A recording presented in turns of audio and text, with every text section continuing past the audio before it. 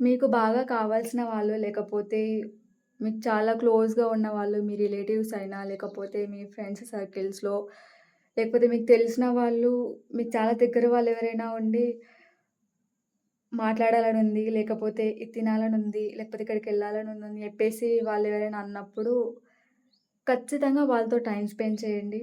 వాళ్ళకి తినిపించండి, వాళ్ళతో మాట్లాడండి. ఎందుకు నేనిట్లా చెప్తున్నాను అంటే, 2 years back I missed talking with my మామయ్య.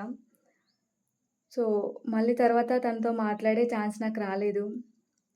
ఎగ్జాక్ట్‌లీ ఈ రోజుకి 2 ఇయర్స్ అవుతుంది.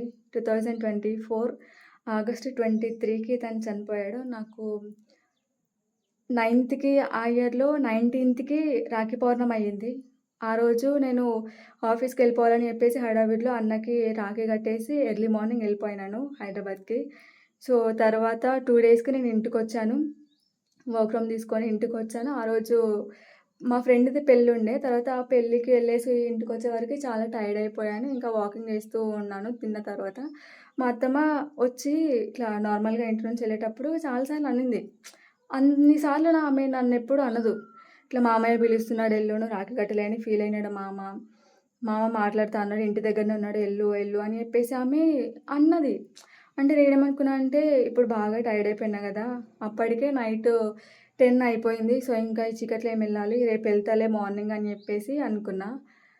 సో, ఆ రోజు ఈవినింగ్ 6కి నాకు మా అన్నయ్య లేడు అని జెప్పేసి కాలొచ్చింది. సో, ఆ తర్వాత నాకు మళ్ళీ ఇంకా మా అమ్మయ్యతో మాట్లాడే ఛాన్స్ మిస్ అయింది.